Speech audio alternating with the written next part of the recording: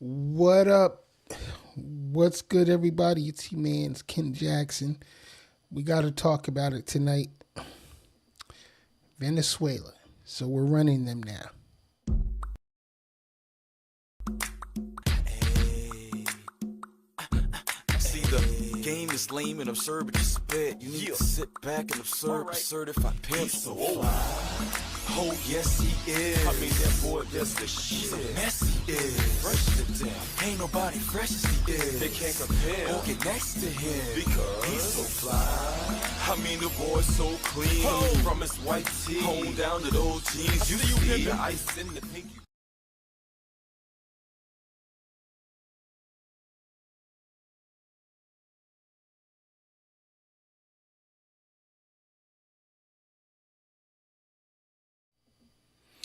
So, welcome to the show, everybody. I'm your man's Ken Jackson. This is the Ken Jackson Experience. Lot to unpack tonight. We have so much that has happened in the past couple of days, and it, it's it's it's really disturbing. It's really disturbing. So, as you all know, our foreign policy is screwed up. So let's talk about big foreign policy and national security news. Not now, but right now. All right. So, as you all know, in a dramatic and highly controversial move, this weekend the Trump administration ordered a large scale military strike inside Venezuela. U.S. forces carried out a coordinated air and land attack, including strikes on Caracas, Venezuela's capital. And in the process, they captured Nicolas Maduro, the Venezuelan president, and his wife, Celia Flores. They were flown to the United States, and they are now in custody, facing criminal charges, including drug trafficking, narco terrorism, and a few other minor charges that Maduro was previously indicted for some years back. President Trump announced that U.S. forces, part of what he's dubbed Operation Absolute Resolve, extracted Maduro and transported him to New York to stand trial on these U.S. charges. White House also declared that the U.S.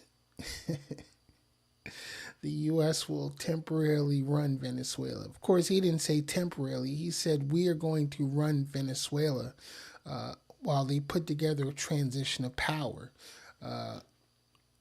Something acceptable to Trump, I would imagine. A statement that has drawn immediate questions about legality and sovereignty. Yes, y'all. The United States is now a colonizer again, I guess. I don't know. Colonialization is back in full effect. I don't, I don't know. But let's break it all down.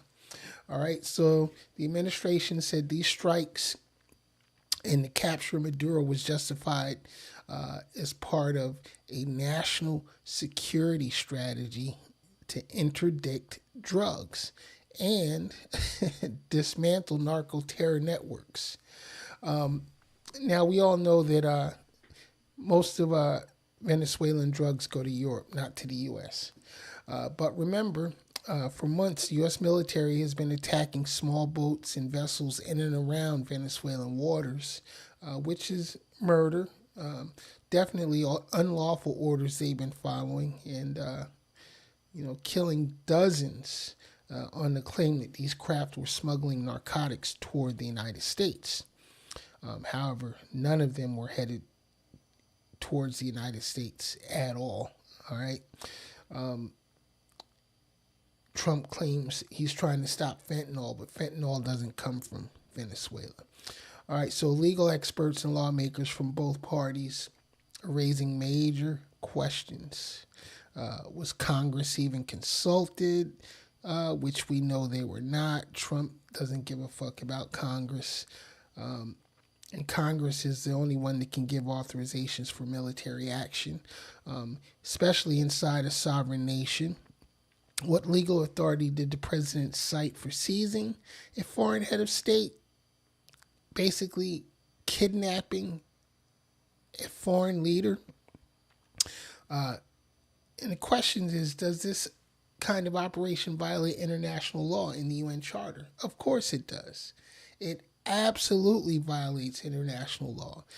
And international response has been fierce. Obviously, countries across Latin America and beyond are definitely worried if they're next. And they've condemned the U.S. action as an unlawful attack on a sovereign nation, on Venezuelan sovereignty. And protesters have taken to the streets in the U.S., obviously, because, hey, some of us here still believe in the rule of law. And around the world, criticizing what they describe as imperialist intervention rather than legitimate drug interdiction.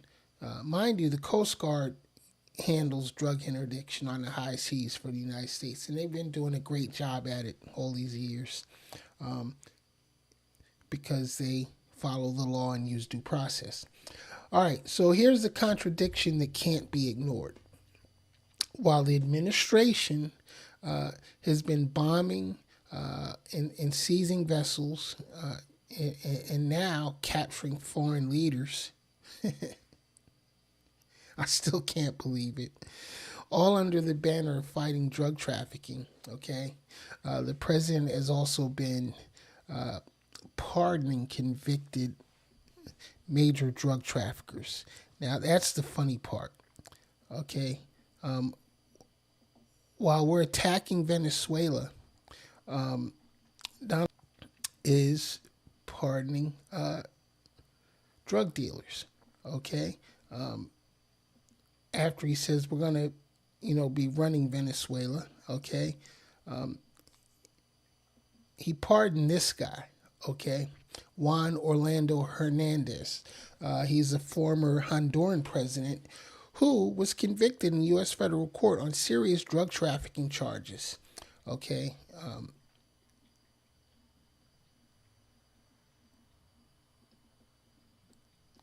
So think about this, all right? Also,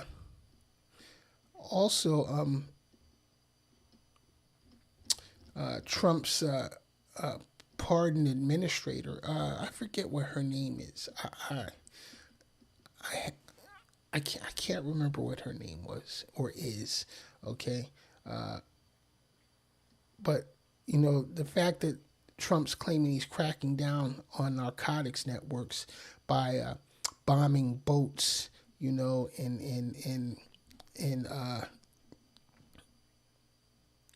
basically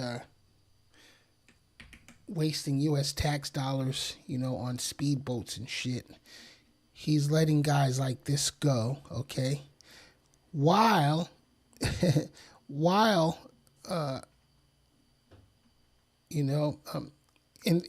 here he is here, the former Honduran president when he was taken into custody back in the U.S. Some time back. But Trump has let him go. You know what I'm saying? Trump has let him go, and boom. He's claiming the speedboats, though, are an immediate threat. All right? So,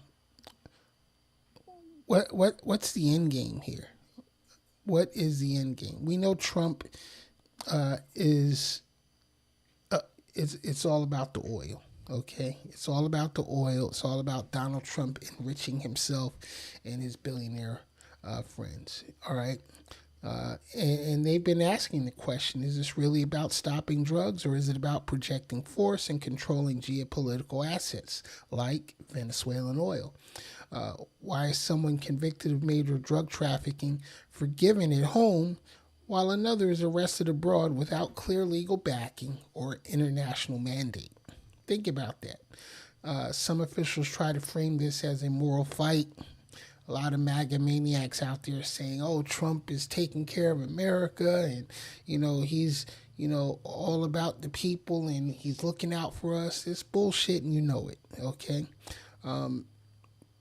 The optics tell a whole nother story. Military force abroad without clear congressional authorization is illegal. Legal due process sidestepped on the high seas or in foreign capitals is illegal. Convicted traffickers pardoned at home while others are seized by force. Highly questionable, don't you think? But you can support this guy who claims he's trying to stop drugs, but he's letting some of the biggest drug traffickers go. This isn't policy. This is inconsistency under the banner of national security, plain and simple. And while the Trump administration says these are bold actions to protect America, critics from the UN to U.S. lawmakers warn that we are setting a dangerous precedent on the world stage. That's the real story brewing tonight, and it's one that deserves close scrutiny from the American people. What say you? Do you feel like Trump is doing a good thing? Do you feel like he has America's best interest at heart? I definitely don't. I happen to think Trump is a clown. He always will be a clown. He's in way over his head, and he's a grifter. And as I always told y'all before, every time I broadcast, I'm going to make this abundantly clear. Trump is a 34-time convicted felon, yet he's out here screaming about law and order and bringing people to justice. When are the American people going to receive justice and see his ass behind bars? When is that going to happen? But again, I repeat, he's a 34-time convicted felon. He's never served a single day in prison. He is an adjudicated sexual deviant, predator, rapist, or whatever you want to call him. Okay, and me as a veteran, I can't stress this final part enough. He's a 5-time draft dodging coward. 5 times he dodged the draft. When it was his time to serve, he crapped out because he was the rich kid with bone spurs. Knock it off. And for any active duty or veteran who supports this clown, I have to say you're a disgrace to the uniform. You really are. As well as those following these unlawful orders and contributing to this criminal regime that we have now in the White House. Something needs to be done.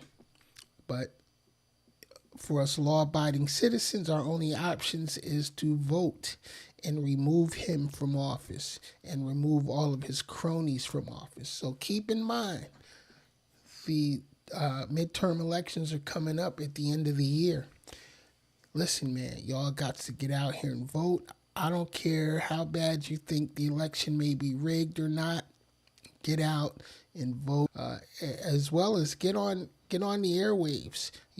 Get out here, form a podcast, talk about it amongst your friends and family. Spread the word that you're not going to stand for this bullshit. Write letters to your local, state, and federal representatives, all of them. Let them all know that their jobs are in jeopardy if they continue to support this bullshit.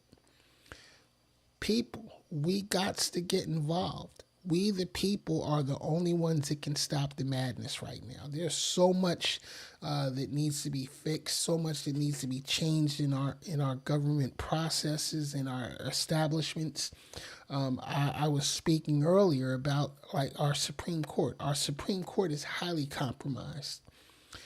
For one, I never did agree with the fact that Supreme Court justices were appointed by presidents to lifetime positions. And the Supreme Court basically has no moral clauses. They police themselves. They set the rules for themselves. So there's no oversight of the Supreme Court. I think Supreme Court justices should be elected just like every other public official. And I believe they should have term limits, 10, maybe 15 years max. But that's just my opinion. But we can make it happen if we get out here and we vote in the right representatives, the people that are truly going to represent us, and truly have our best interests at heart. I know it's hard to find. Most politicians, unfortunately, once they win a seat, then they spend the rest of their careers trying to hold on to their seats. And we got to put a stop to career politics. Politics cannot be a career. It has to be something that you can't make a living on. You know what I'm saying? Like I said, a lot of changes need to be made in our political system, in our whole national structure. We don't live in a democracy. We are a democratic republic. To state it correctly. But over the last few decades, the system has been manipulated, gerrymandered, and turned into something that it wasn't designed to be. But Congress has totally given up power to the executive branch at this point. And as I said before, the Supreme Court is highly compromised, and only it's going to be left up to we the people.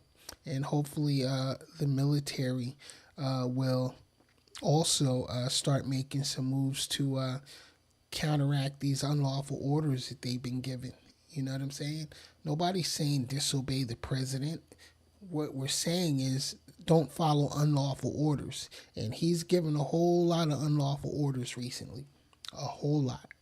And then what's sad is that when it comes down to being held accountable, it's going to be those generals, those admirals, those field commanders who are going to be left holding the bag. And Donald Trump is going to skate out as he's managed to do for many years. He's a grifter, and he's a con artist, in every sense of the word. And he's conned his way all the way to the White House, and now we're all suffering for it. How are those prices? How are those grocery prices? How are the prices on anything going for you right now, MAGA? Because I know you're not going to stand there and lie and say, oh man, my grocery prices are down, the cost of living is down. You can't tell that lie. We all live out here in the same world you do. We're feeling the pinch.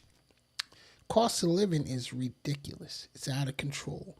But Trump campaigned on it. He said he was going to bring the cost of living down. He was going to make it so much better. He said we were going to be so tired of winning, that we wouldn't know what to do with ourselves. We've been losing ever since.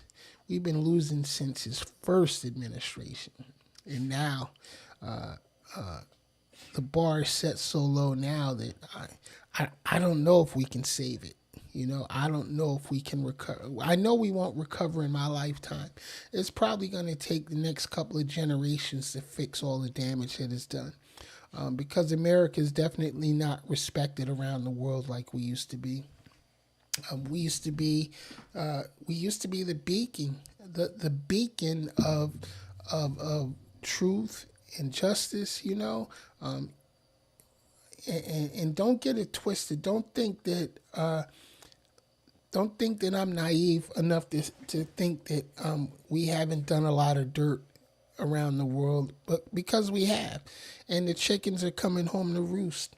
And I can't even blame Donald Trump directly. I think Donald Trump is just a symptom. You know, Donald Trump is karma. We've been going down a wrong path. Globally for a long time now.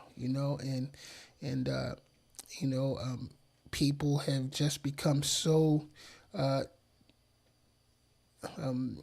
how can I say disgusted, with our political processes that, now we got what we got, and I know a lot of you MAGA maniacs regret your vote. I know you do. You'll lie and say that you don't.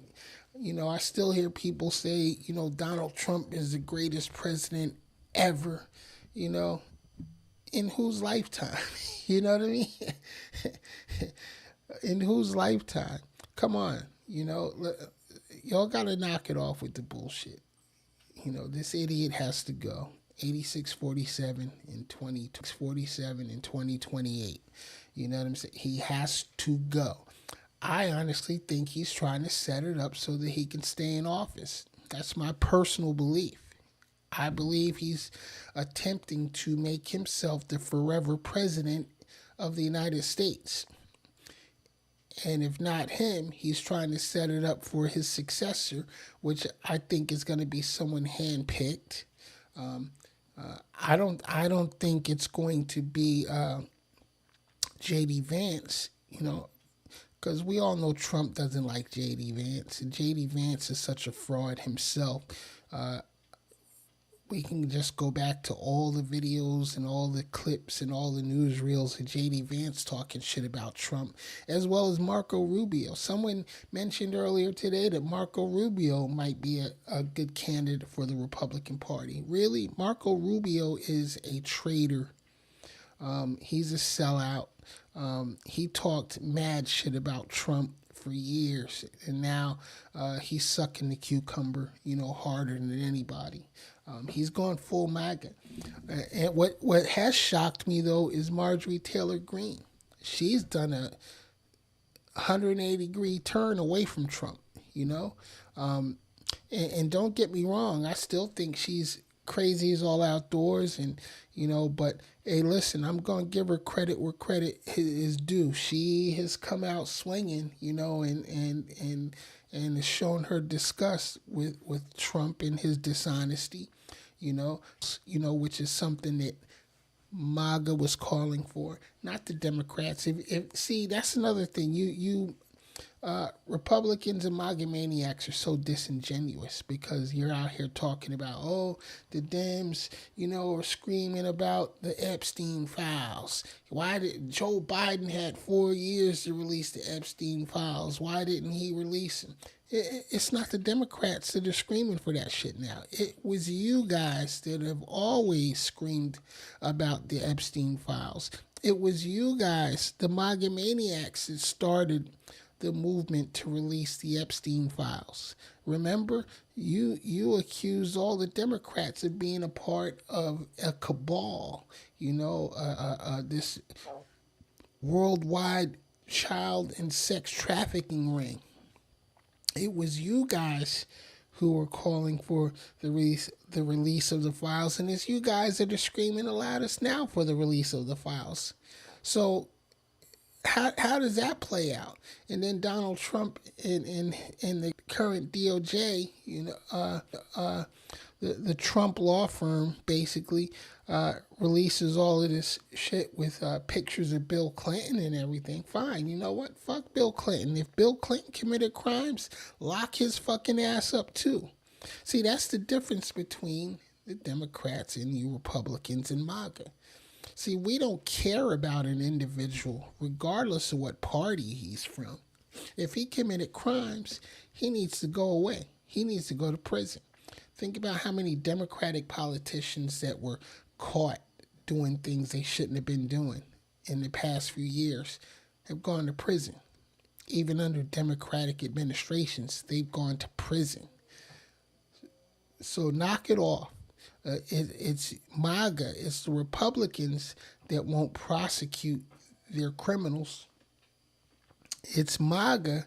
It's the Republicans that seem to look the other way whenever it's Donald Trump or any of his cronies committing crimes. Donald Trump did do what he said he was going to do. He did say he was going to drain the swamp, and he did. He drained it. He dredged it out deeper, and then he filled that motherfucker back up with the worst critters you can imagine. That's what he did. Donald Trump also told the truth about the rigged elections. They were rigged. The one that he lost it because he didn't rig it good enough. You know what I'm saying? I told people, I said, if he gets back in office on this third run, I said, promise you he won't make the same mistakes that he made, the first time he was in office by, having people who actually stood up for the Constitution. And that's exactly what happened. The second time in office, he surrounded himself with a bunch of yes men and cronies that will do anything that he tells them to do. And now we got what we got. And it's going to be hard to get them out because they are entrenched deep. Hell, just the other day, Elon Musk was seen out to dinner with Trump and Melania, when just 6 months ago, it was Elon Musk screaming about how Trump was in the Epstein files. Deep. But as soon as Trump threatened to pull his government contracts, now Elon Musk is sucking the cucumber again. See how that works? Power and influence, money. It's all about money. Excuse me, I'm sorry. But here we go. Elect a clown, expect a circus. And that's what we got, a circus. All right, so anyway, that's all I got tonight. I'm sure a lot has changed just in the few minutes that I've been on here. There was some breaking news just before I came on that there's going to be a big briefing tomorrow from the administration to the Gang of Eight, which are all of the committee chairmen and such. They're going to be briefing them on the Venezuela situation.